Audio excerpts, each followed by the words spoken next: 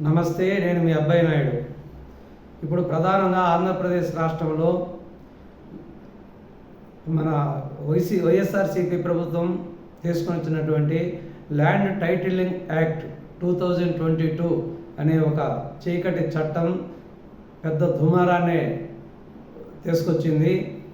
అందరు మేధావులు, అన్ని రకాల వర్గాలు వేదికలలో దీని గురించి చర్చలు జరుగుతున్నాయి. సాధారణ ప్రజలు కూడా దీని గురించి చర్చించుకుంటున్నారు. నేను దీని గురించి సింపుల్గా ప్రజలకు అర్థమయ్యే విధంగా చెప్పాలంటే, ఈ ల్యాండ్ టైటిలింగ్ యాక్ట్ 2022 అనే చట్టం ఏం చెబుతుందంటే, ఈ చట్టం ప్రకారము దీనికంటే ముందు ఒకటి చెప్పుకోవాలి. ఇప్పుడు ఉన్నటువంటి ఆంధ్రప్రదేశ్ ప్రజల యొక్క భూమి కానీ ఇల్లు కానీ అన్ని భూ చట్టంలో దాదాపు 25-32% మాత్రమే కొన్ని వివాదాలలో ఉన్నాయి. ఆ వివాదాలు అనేవి జిల్లా కోర్టులు, తాలూకా కోర్టులో వేసుకొని లోక్ అదాలత్లో పెట్టుకొని వాటిని ఏదో కొంచెం టైం తీసుకునైనా వీటిని పరిష్కరించుకుంటున్నారు. కానీ ఇప్పుడు తీసుకొచ్చినటువంటి ల్యాండ్ టైటిలింగ్ యాక్ట్ అనే చట్టం ద్వారా దాదాపు 85-90% భూమి వివాదాలలో చిక్కుకుంటుంది. అది ఎలా అంటే, ఇప్పుడు ఉన్నటువంటి ప్రజల యొక్క పొలంలో వాళ్ళ యొక్క భూములలో ప్రతి భూమిలో ఎంతో కొంత అసైన్మెంటు లేకపోతే అటు ఇటు కలవటం కొంత ఏదో ఒకటి ఉంటుంది, ప్రాబ్లం అనేది ఉంటుంది. ఈ జగన్మోహన్ రెడ్డి గారు ఈ ల్యాండ్ టైటిలింగ్ యాక్ట్ అనే చట్టం ద్వారా వివాదం లేనటువంటి భూములన్నింటినీ కూడా వివాదాలు లేక లాగుతున్నారు. అది ఎలాగంటే, ఈ చట్టంలో ఈ చట్టం యొక్క ప్రధాన వైసీపీ ప్రభుత్వం యొక్క ప్రధాన ఉద్దేశం ఏంటంటే, మేము దాదాపు శాశ్వతంగా ఆంధ్రప్రదేశ్ను పాలించాలనుకుంటున్నాము. ఆంధ్రప్రదేశ్ ప్రభుత్వాన్ని శాశ్వతంగా పాలించాలంటే అందరూ ఆంధ్రప్రదేశ్ ప్రజలు మొత్తం కూడా కట్టు బానిసకులుగా మా కింద ఉండాలి, మేము చెప్పిందే చేయాలి, మేము మా దయాదాక్షిణ్యాల మీదే బతకాలి అనేది ప్రభుత్వ పెద్దల యొక్క ప్రధాన ఉద్దేశము. అంటే దీని ప్రకారం ఏంటంటే, ప్రజల యొక్క భూమిని వివాదాల్లోనికి లాగి దాన్ని అలాగే నానుస్తూ వివాదాన్ని తీర్చకుండా బెదిరించో అదిరించో ఆ పొలాన్ని వాళ్ళు కొనుక్కోవటం కానీ, లేకపోతే దాన్ని వాళ్ళ మాట వినేటట్టు చేసుకోవటం కానీ చేయటం వలన అందరినీ వివాదాల్లోకి లాగొచ్చు అనేది ప్రధాన ఉద్దేశం. దీనికి ఒక ఆఫీసర్ని పెట్టారు. రెండు రకాల ఆఫీసర్లు ఉంటారు. ల్యాండ్ రిజిస్ట్రేషన్ ఆఫీసర్ అనేది RTO, title registration officer TRO అనే ఒక ఆఫీసర్ ఉంటారు. తర్వాత ల్యాండ్ టైటిలింగ్ అప్పీల్ అధికారి అనే ఒక అతను ఉంటారు. వీళ్ళిద్దరూ అంటే దీంట్లో వచ్చిన వివాదాలన్నింటినీ కూడా జిల్లా కోర్టులో కానీ తాలూకా కోర్టులో కానీ అప్పీల్ చేసుకోవడానికి లేదు.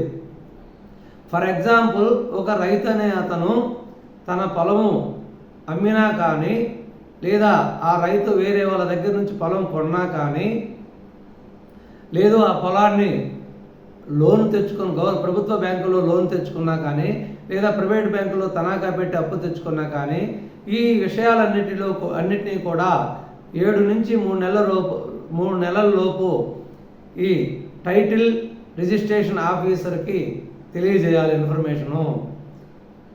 ఇలా తెలియజేయనట్లయితే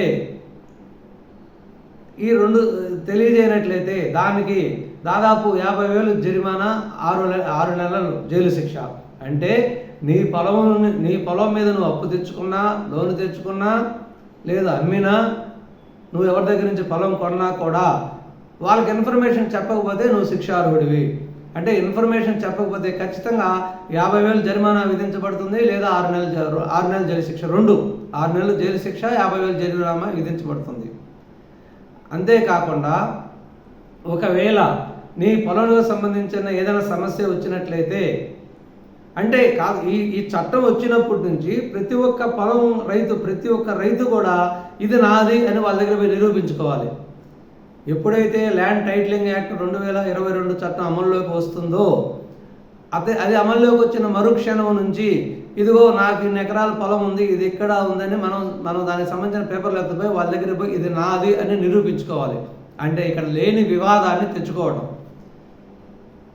2 సంవత్సరాల పాటు నువ్వు దాన్ని కానీ ఆ పొలం నీదని నిరూపించుకోలేకపోతే ఆటోమేటిక్గా నీకు సంబంధించిన పొలం అనేది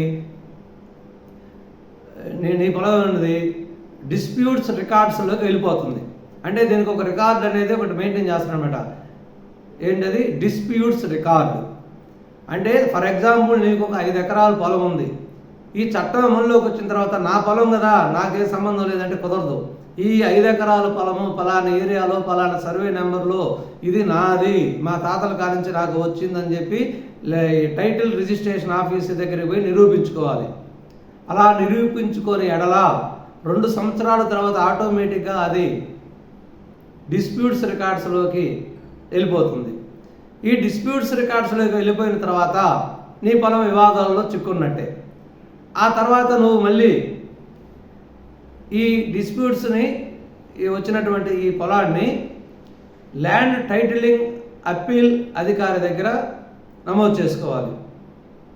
ఈ ల్యాండ్ టైటిల్ అప్పీల్ అధికారి దగ్గర నమోదు చేసుకున్న తర్వాత దీనికి సంబంధించిన ఈ సబ్జెక్టు ఇక్కడ నీకు వివాదాన్ని పరిష్కరించకపోతే దీన్ని నువ్వు జిల్లా కోర్టు కానీ తాలూకా కోర్టులో కానీ అప్పీల్ చేయడానికి లేదు. దీన్ని హైకోర్టులో మాత్రమే హైకోర్టుకు మాత్రమే పోవాలి. హైకోర్టులో కూడా నువ్వు అప్పీల్ చేయడానికి లేదు. హైకోర్టులో రివిజన్ పిటిషన్ వేసుకోవాలి. అంటే నా పొలం ఇలా వివాదాల్లో ఉంది, ఇది ఇన్ని సంవత్సరాల నుంచి నా దగ్గర ఉంది కాబట్టి దీన్ని పరిశీలించండి, రివిజన్ పిటిషన్ మాత్రం వేసుకోవాలి. అప్పీల్ అనేది వేయటానికి లేదు. అంటే అప్పీల్ అంటే ఇది నాది పొలము, నా హక్కులు పలానోళ్ళు భంగం కలిగిస్తున్నారు, దీన్ని నాకు న్యాయం చేయండి అని నువ్వు హక్కు అనేది డిమాండ్ చేస్తావు, కోర్టుకి వేస్తావు. అది అప్పీల్ చేయటం అంటారు. దాన్ని అప్పీల్ చేయకూడదు, రివిజన్ పిటిషన్ వేయాలి.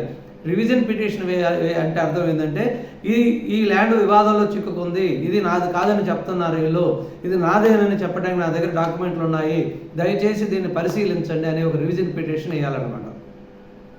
ఈ రివిజన్ పిటిషన్ హైకోర్టులో ఉన్నప్పుడు మన ఉండే రైతులు ఎంతమంది హైకోర్టుకి వెళ్ళగలుగుతారు? ఆంధ్రప్రదేశ్కు ఉండేది ఒకే ఒక హైకోర్టు. ఇన్ని లక్షల మంది జనాలు వాళ్ళు పిటిషన్లు ఎత్తుకుని హైకోర్టులో ఎన్ని రోజులు వేయగలుగుతారు, ఎన్ని రోజులు తిరగలుగుతారు? కాబట్టి శాశ్వతంగా మీ భూమి వివాదాల్లో చిక్కుకుంటుంది.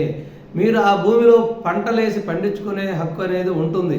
అది కూడా వాళ్ళు దాని మీద ఎటువంటి చర్య తీసుకోనప్పుడు, ఒకవేళ వాళ్ళు నిన్ను ఏదైనా నీ పొలం కొనాలా లేకపోతే నువ్వు ప్రభుత్వానికి వ్యతిరేకంగా ఉన్నావు అనుకో, వాళ్ళే పిలిచి ఇది నీది కాదయా పొలము, పలానోళ్ళకి ఇచ్చేస్తున్నాము, లేదంటే దీని వివాదం పరిష్కరించుకో, లేదంటే నువ్వు మా మాట విను, మా పార్టీలోకి జాయిన్ అవ్వు, లేకపోతే మేము చెప్పిన రేటుకి నీ పొలాన్ని అమ్ముకో, పొలాన్ని అమ్ముకుంటే నీకు కొంచెం డబ్బైనా వస్తుంది, లేని ఎడలా నీకు అసలు పూర్తిగా ఏమీ ఉండదు అనే ఒక బెదిరింపు ధోరణిలో మాట్లాడి వాళ్ళు తన దారిలోకి తెచ్చుకోవడానికి చేసేటటువంటి ప్రయోగమే ఈ ల్యాండ్ టైటిలింగ్ యాక్ట్ చట్టము.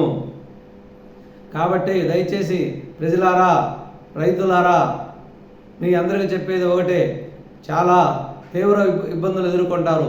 2019 ఎలక్షన్కు ముందు కూడా చంద్రబాబు నాయుడు గారు మరీ చెప్పారు, జగన్ గారు వస్తే పోలవరం ఆగిపోతుంది, జగన్ గారు వస్తే అమరావతి ఆగిపోతుంది, జగన్ గారు వస్తే అభివృద్ధి ఆగిపోతుంది, మీకు రాష్ట్రం శాశ్వతం, నాయకులు శాశ్వతం కాదు అని మీకు వంగి నమస్కరించి చెప్పడం జరిగింది. ఆ రోజు ఎవరు చెవున పెట్ల. ఇది కూడా ఇప్పుడు చెప్తున్నారు. దయచేసి ప్రజలారా అర్థం చేసుకోండి, ఈ ల్యాండ్ టైటిలింగ్ యాక్ట్ అనే చట్టము ప్రజలకు ఉరితాడే. భూములు మీవి, హక్కులు మావి అన్నట్లు ఈ ల్యాండ్ టైటిలింగ్ యాక్ట్ చట్టం ఉంది. తర్వాత ఇక్కడ ముఖ్యమైన విషయం ఏంటంటే land titling officer, land registration officer అనే అతన్ని ప్రభుత్వం మాత్రమే నియమిస్తుంది. దానికి ఒక క్వాలిఫికేషన్ లేదు, ఒక రూల్స్ అండ్ రెగ్యులేషన్స్ లేవు. ప్రభుత్వం ఎవరినైనా తనకు తోచిన అధికారిని నియమించవచ్చు. ఆ అధికారి అనేది ప్రభుత్వం చెప్పినట్టే నడుస్తాడు. కాబట్టి వాళ్ళు దయాదాక్షిణ్యాల మీద మాత్రమే మన భూములు ఆధారపడి ఉంటాయి. అత్యంత ప్రమాదకరమైన చట్టం ఇది. ఈ చట్టం వచ్చినట్లయితే చాలామంది 90% మంది ఇబ్బందుల్లో పడతారు. మీ భూములు, మీ ఆస్తులు, మీ ఇల్లు అన్నీ కూడా మీ హక్కులు లేకుండా ఉంటాయి, మీరు కోల్పోవాల్సి వస్తుంది కూడా.